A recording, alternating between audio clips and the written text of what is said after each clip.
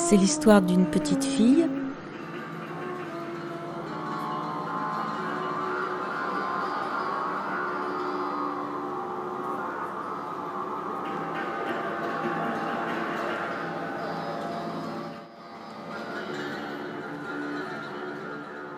Ce travail a commencé il y a une douzaine d'années. En quelques soirées, j'ai dessiné tous les personnages au crayon de couleur et je les ai gardés. J'avais l'intention de l'appliquer ensuite sur un autre support, mais j'ai mis plusieurs années avant de me décider. Et puis, je me suis jetée à l'eau, comme on dit, et donc j'ai travaillé pendant presque 2 ans sur cette famille.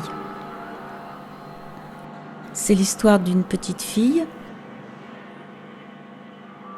C'est une série de 16 personnages qui représentent la petite fille avec ses parents, puis les états d'âme de la petite fille, suivi des émotions de la jeune fille. Donc c'est une période qui se situe entre l'âge de 6 ans à peu près jusqu'à 16-17 ans.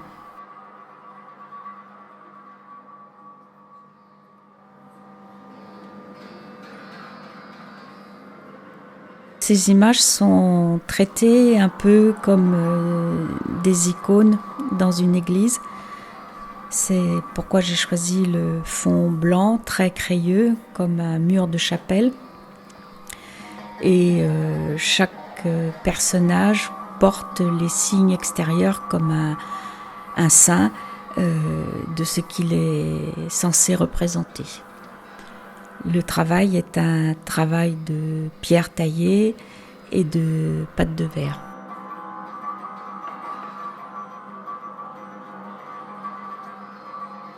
C'est l'histoire d'une petite fille. La saga se divise en 2 parties. La première partie qui représente la petite fille avec ses parents et les états d'âme de cette petite fille. Dans la deuxième partie, c'est le même schéma, la petite fille et ses parents, puis les états d'âme de la jeune fille.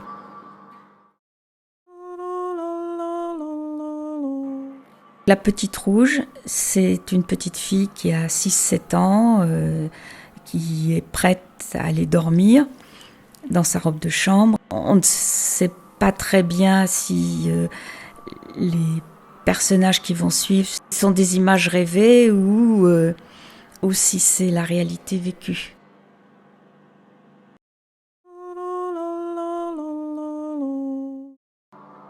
La mer bleue,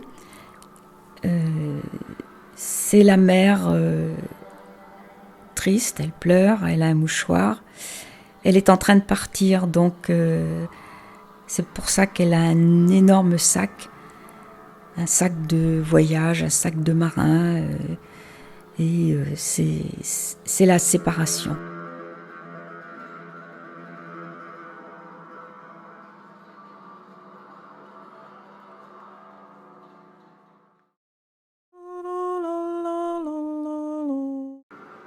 Le père c'est Mars, donc il est impressionnant, il exprime une certaine violence, un certain délire, habillé d'un costume, on ne sait pas si c'est un costume religieux ou militaire, en tous les cas, il impose sa force. J'aurais aimé lui faire le visage plus sévère, mais j'ai pas réussi à une certaine limite. Il est moins sévère que je ne l'aurais voulu.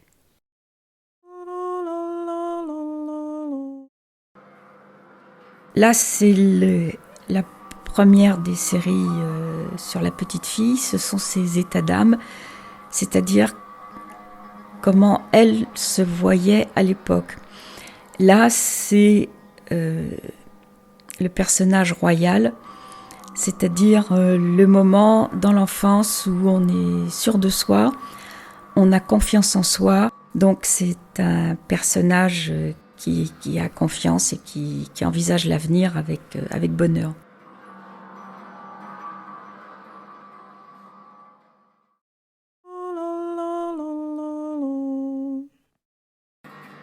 Le personnage noir et blanc, c'est un personnage électrique. C'est la colère.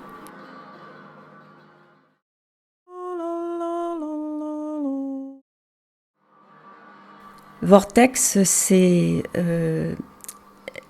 l'expression des angoisses de l'enfant, ce courant qui passe à travers tout le corps et qui tétanise.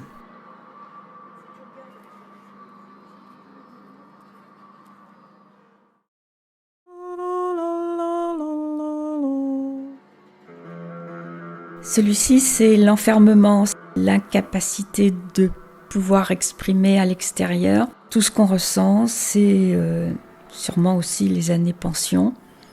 C'est un personnage qui est très fermé et qui développe à l'extérieur des petits picots qui sont sûrement des aiguillons, des défenses.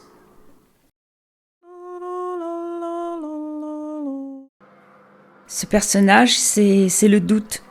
Le doute quand on ne sait pas, quand on est enfant, qui on sera et ce qu'on fera quand on sera adulte. Donc c'est l'enfant qui se pose des questions et qui n'arrive pas à imaginer, se projeter.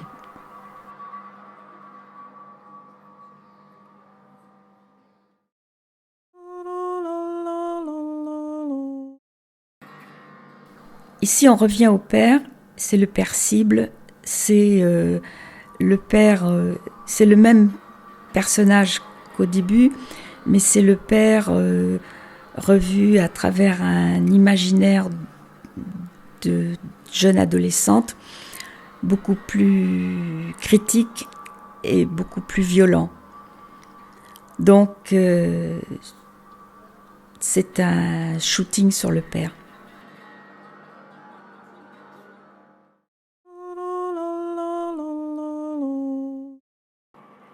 Voilà, la petite fille rouge est devenue une adolescente, donc elle est complètement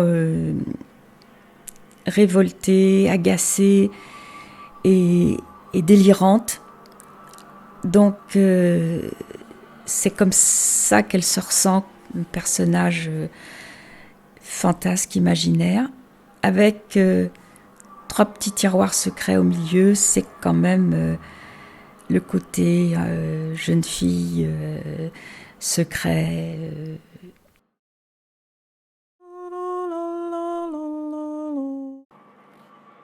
Et revoilà la mère, donc elle aussi beaucoup plus terrifiante que le premier personnage. Elle est là, elle est énorme, elle est grotesque et elle a un visage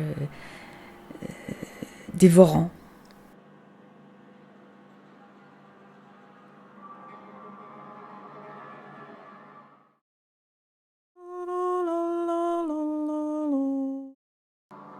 C'est le signe, la loi, comme on dit en malgache, c'est-à-dire le moment où, dans l'histoire, la petite fille ressent qu'elle devient une jeune femme et commence à se construire et certainement à prendre des décisions.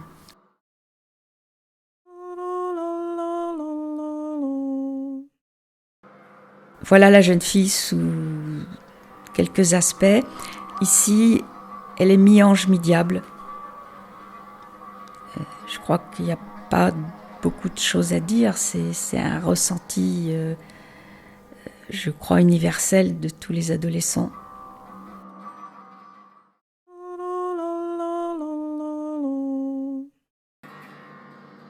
C'est la jeune pousse et la mort, c'est la jeune fille et la mort, donc c'est l'adolescente qui commence à comprendre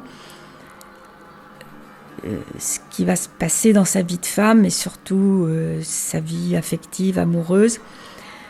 Donc, bon, bien sûr, il y a l'explosion des pétards au-dessus de la tête, mais il y a aussi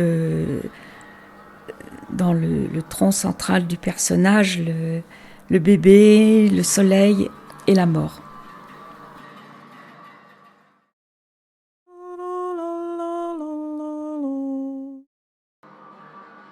Là, c'est la connaissance qui arrive et la jeune fille sait ce qu'elle va faire quand elle va être adulte. Elle sera un arbre. Elle décide qu'elle deviendra un arbre et donc elle se transforme peu à peu en arbre.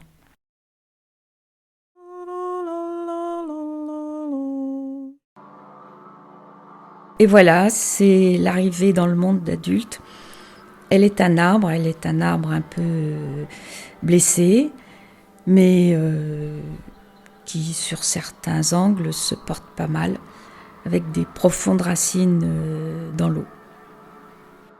À vous dirai-je, maman, ce qui cause mon tourment. Papa veut que je raisonne comme une grande personne. Moi je dis que les bonbons valent mieux que la raison. La la la.